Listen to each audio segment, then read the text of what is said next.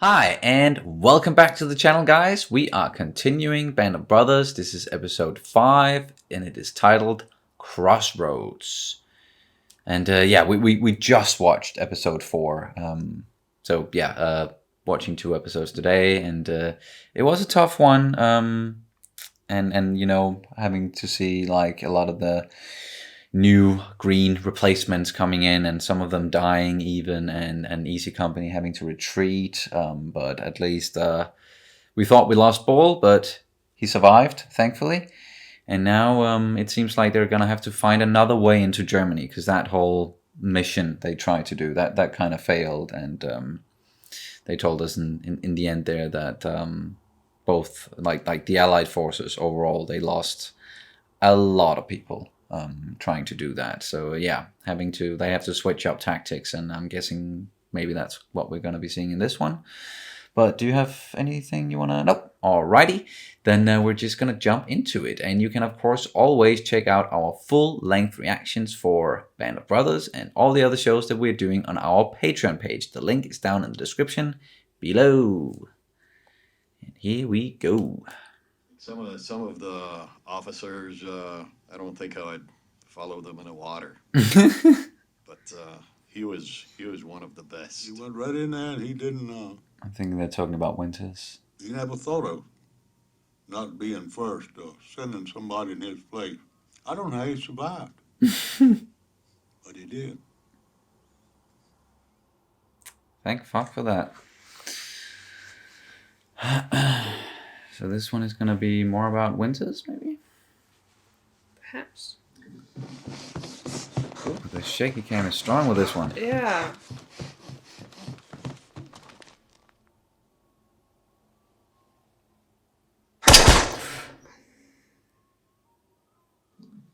Huh? What the... Was that Winters who shot him? Like... I don't know. Couldn't say his face. Okay. Oh no. Is that beer? Yeah. Damn it. Oh, that's my own piss for Christ. Oh! It's not beer. I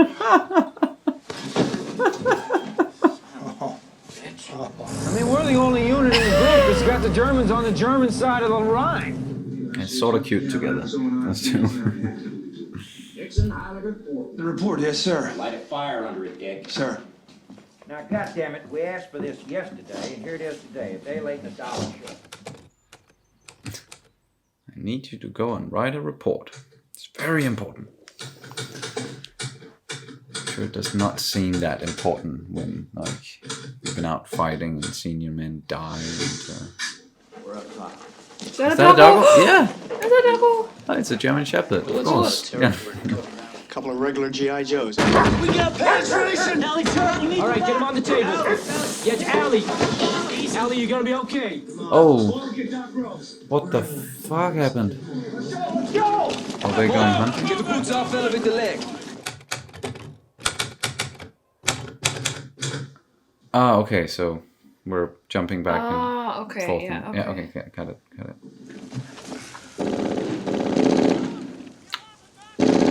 This is our fallback position. Here. Mortars deploy here. First squad on me.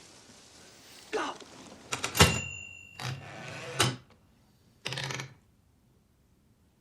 Second on the right. First on the right.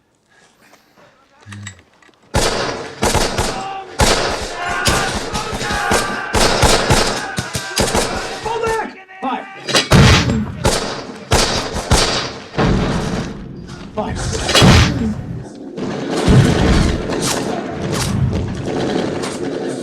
Oh, there's a lot behind them. Yeah. Fuck! Dukeman's down! I don't know why I'm still doing this.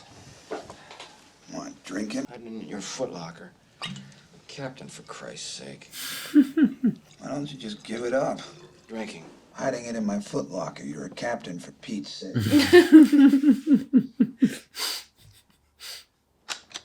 Go on the red smoke.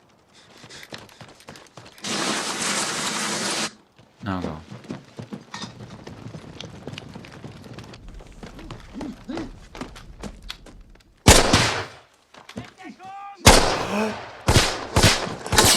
You're right, it was him.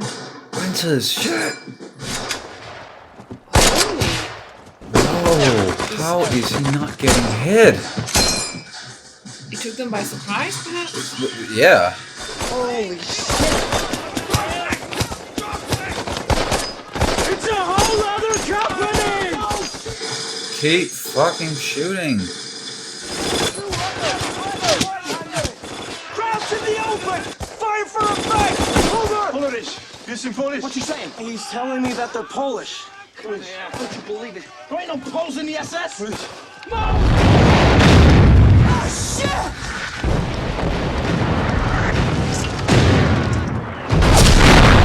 Incoming round! Easy company, take cover! Get Boyle! He's down! Come on, help me!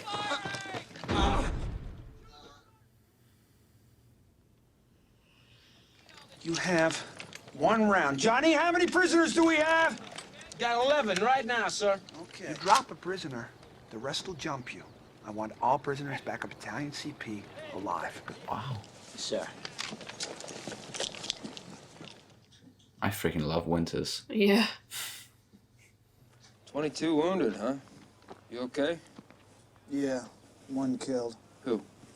Dukeman. Well, you're looking at 2 full companies of SS out there. About 50 dead, probably another 100 wounded. 7 back in the regimental cage, plus a whole string of them up there. That's not bad for Dukeman. You got a drink? Of water. Yeah, it's water.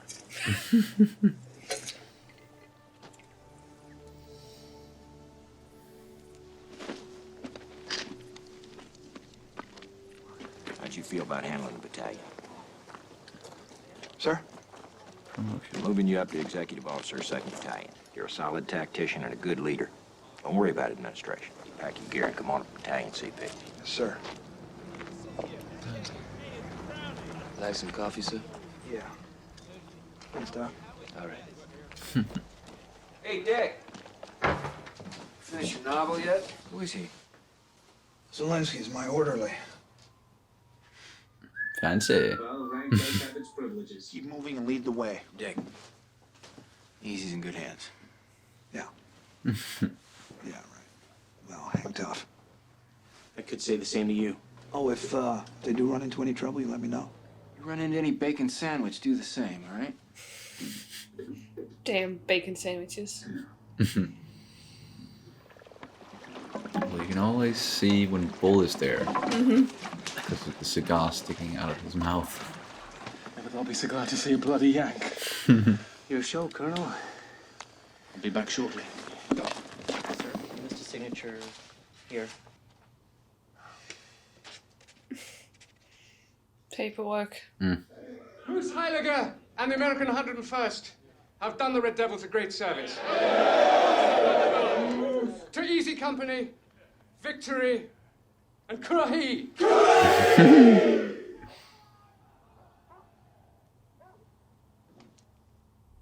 He wants to join his men. Yeah. Halt! It's moved! Hold your fire! What the fuck? Stay awake on me. Stay awake on me, Moose. Here, look at my eyes. Several Lieutenant Wells, now! Just move. Okay, okay. Stretcher! I got him, Harry. You give him morphine? Yeah. How much? Remember, 2, 3 sorts. You know, you are officers, you are grown-ups, you ought to know. All right, let's go. Come on, move it. Fuck. Well, I just went AWOL from the hospital to get back here, sir. Hope that's not going to cause you a problem. Would you care if it did? Not a bit, sir. They keep going AWOL to get back to the company. Lieutenant Heiliger, sir. It's recovering, but it's going to be a long haul. Thanks, Bill. That's a 48-hour pass. It's been decided that you need a little dose of civilization. Bon voyage. Well, welcome to Paris. I wouldn't say Paris is the worst place you could go on vacation. Or Definitely not.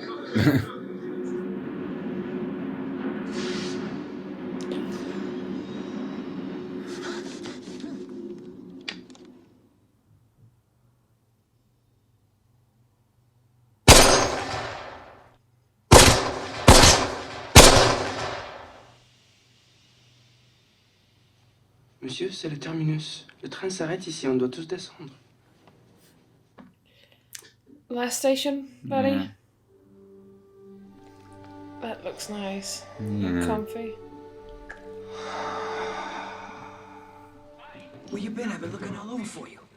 Well, Don, I was at home in Tonawanda, but then Hitler started this whole thing, so now I'm here.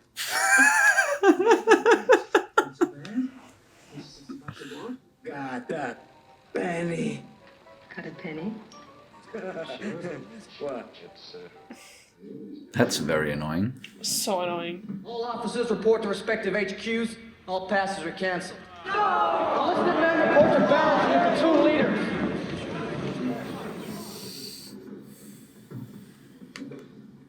Back to it. We're from the front here, and our CO is leaving the same damn country. You have a bigger problem, Lieutenant Dyke. You have men returning to action without proper cold weather clothing and not enough ammo. Distribute it amongst the men as best you can, so at least everybody has something. Yes, sir.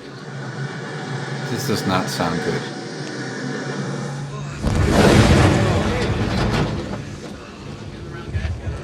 All right. Very quick bonfire. Yeah. Captain, you beg, borrow, or steal ammo. But you defend this area. Sure. You gotta get out of here. You just got here. Your ammo. Come on, take it. You'll need it. Come on, get out of here. Give me your ammo. What you got? Thanks, buddy. Got any grenades, please? They're coming in. There was an ammo dump, so. 101st? Looks like. What hit you, fellas? Everything. Everybody's in this thing. Ammo run if I can, but don't count on anything. Thank you, sir. I was not expecting that. We're gonna be surrounded. We're paratroopers, Lieutenant. We're supposed to be surrounded. Good luck. Thanks. At least they got some extra ammo now. Yeah. But yeah, this is gonna be a very tough fight.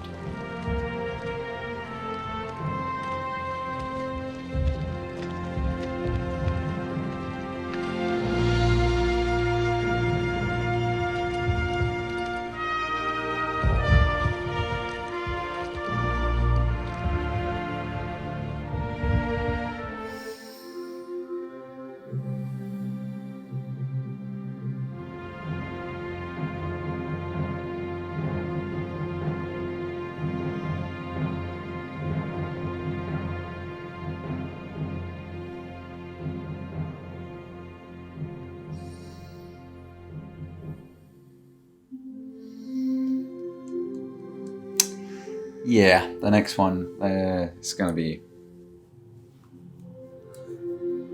really tough. So that was episode 5, Crossroads. Some more, levity in this one and being on leave a little bit. Winters got to see Paris.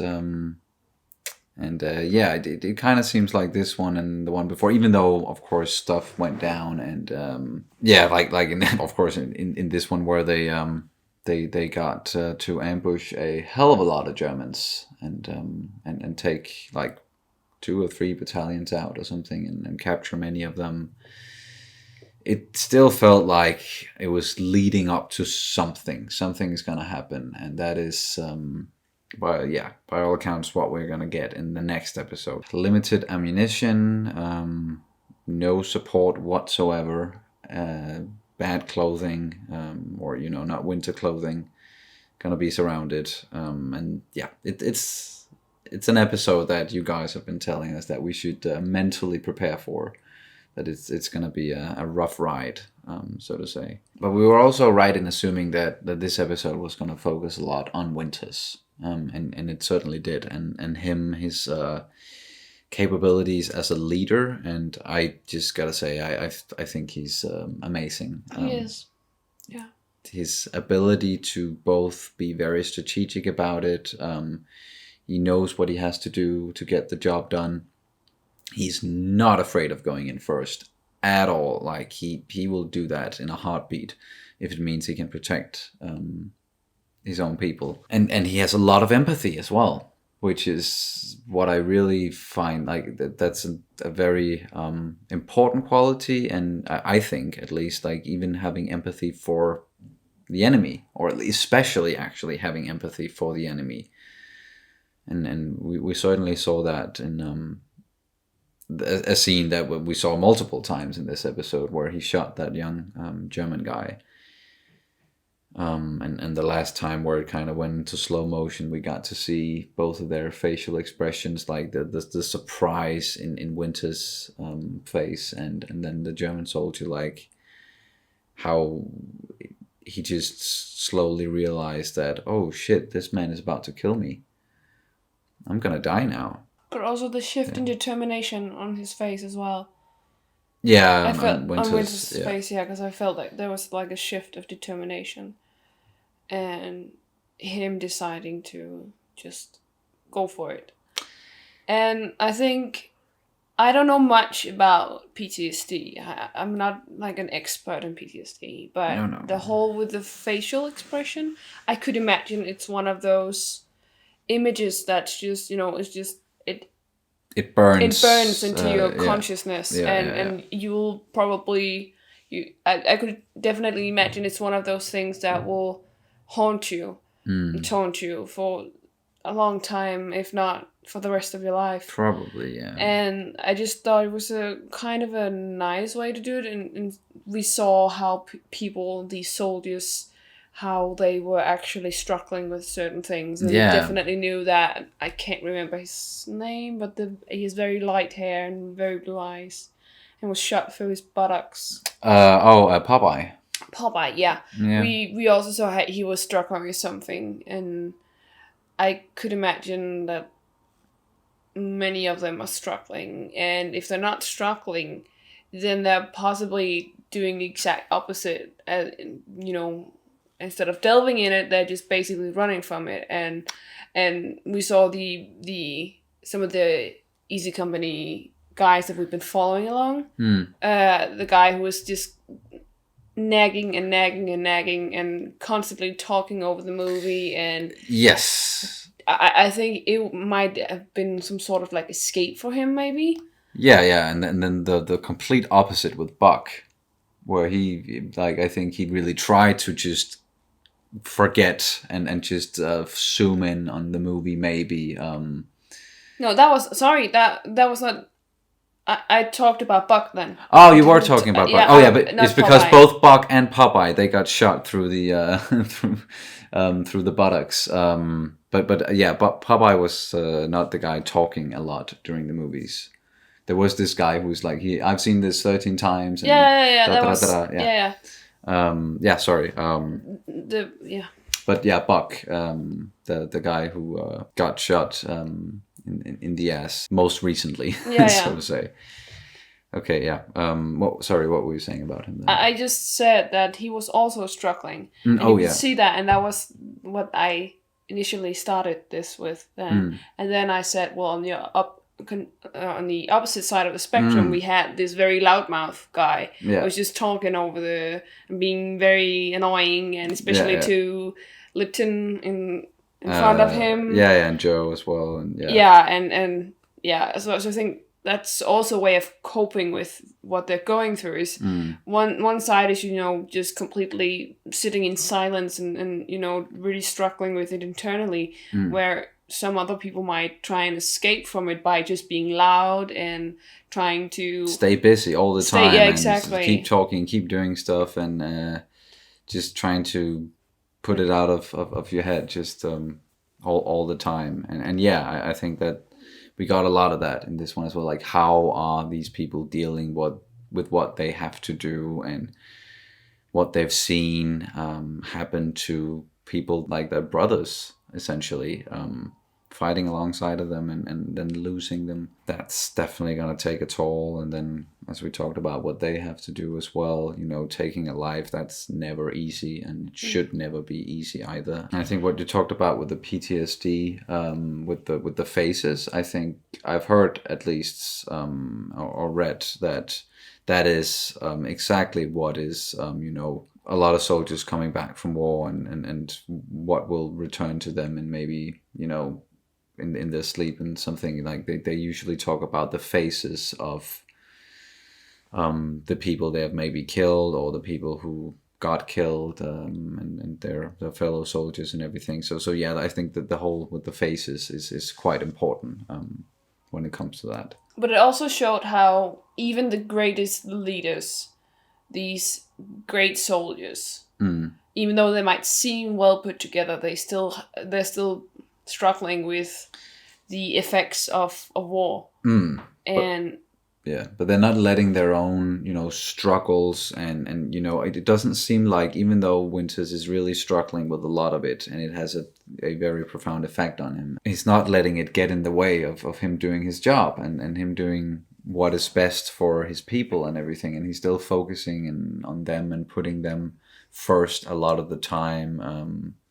It doesn't seem like he's letting it hinder him. No, but I think it's hindering him when he's alone and when he has quiet time, because it felt quite reluctant. He felt quite I don't know. It felt quite that he was feeling quite reluctant about going to Paris for a couple of days off. Yeah, okay. That was the atmosphere that we were getting from I felt like I'm not sure, but that was what I got from it. It was that he was quite reluctant to go on this leave, even though it was 2 days. Yeah. Because as soon as he got there, he started to feel all these things, and there was this weird, I don't know, there's a lonely feeling here, and maybe he's also, being so focused on war. And driving himself in that regard to then put aside all the trauma and just focus on going forward. Exactly, and you hear that a lot as well, and I'm sure we've seen it in many other movies and series with people coming back from war who they can't find rest, and they don't function anymore in a normal society, or it almost feels like it. So it's almost like they would rather go back to war, or a lot of the time they would rather go back and keep going forward and keep fighting, because that is who they are now. That is like the state of mind that they're in because of what they've had to do and what they've endured, and they just can't get out of it.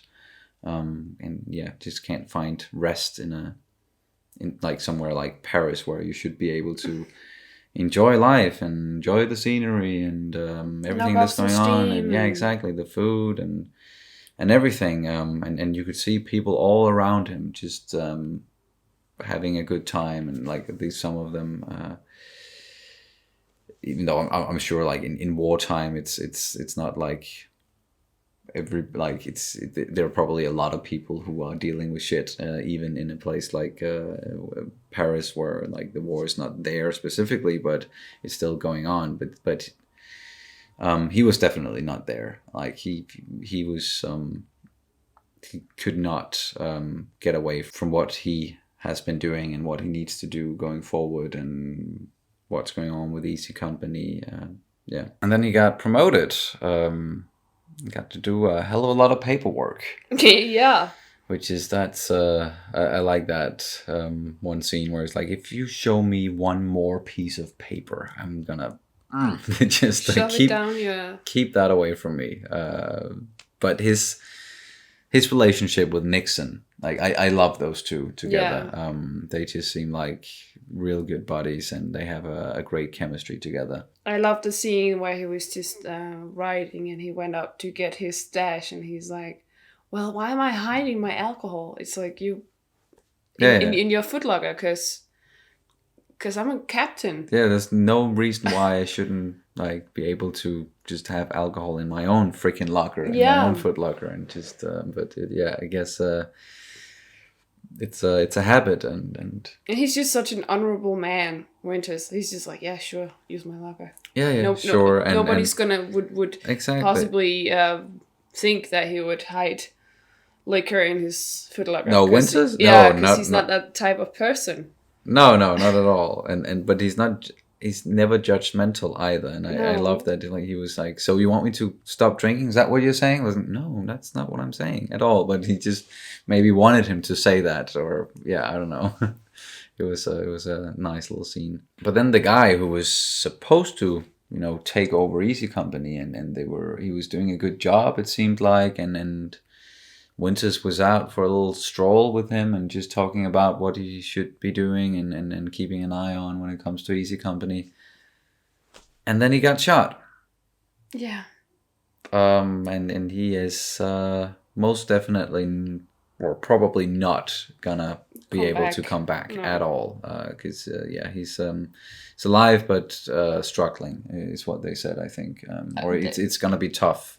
He's gonna pull through, but it's gonna be tough or something to that extent. But he got 2 shots, right? One in the shoulder, one in the thigh.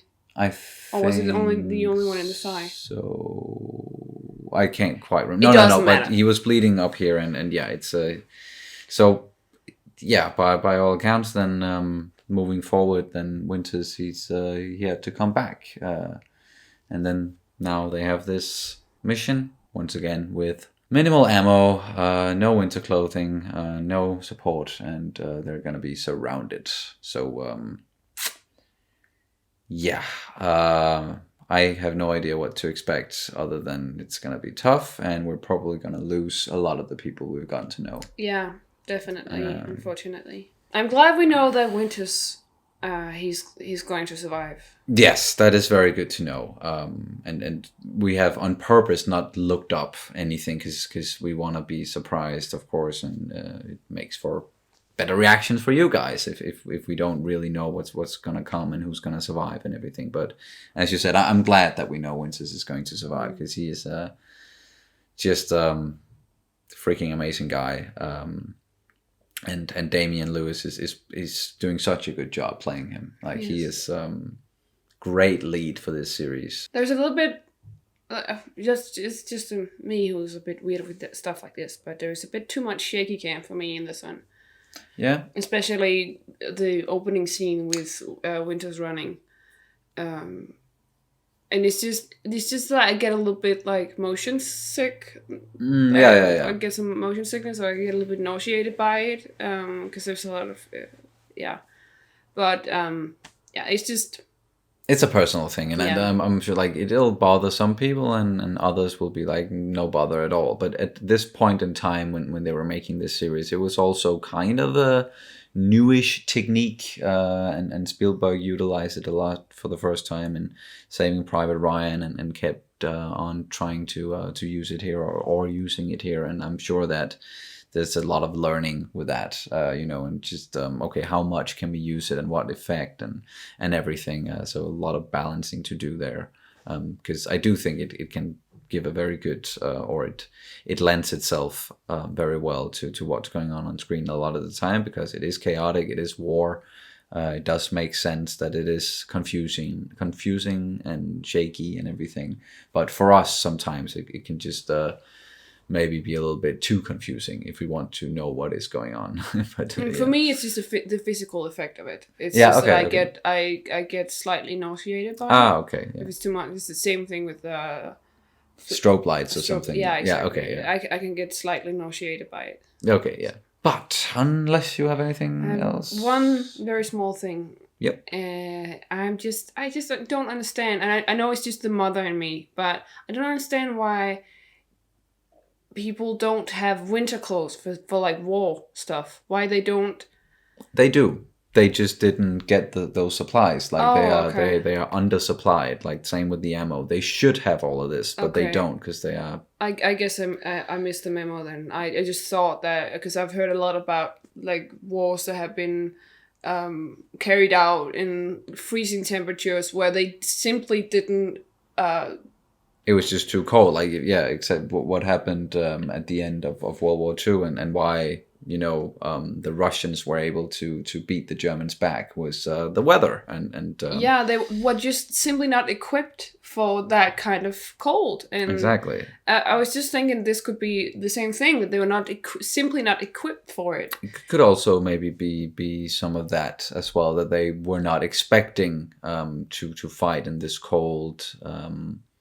And, especially if they were still going off of their original plan to be in Berlin by Christmas and end the whole thing, but that kind of failed in the last episode, then, they maybe wouldn't have brought winter clothes or winter clothing. Yeah. So. But I just get so motherly when it comes to clothes. It's like put on a don't beanie. Freeze. Yeah.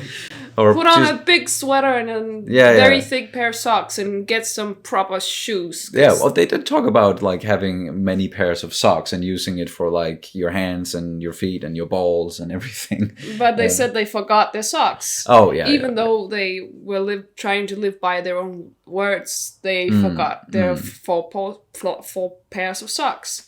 So, yeah, it's yeah. It's sorry. It's just I get very motherly when it comes to clothing, no, and no worries, no worries. But it's, yeah. it's like seeing like a girl in a very very short skirt, and it's like -20 outside, and it's just like please Don't do it. Please put on some clothes, poor child.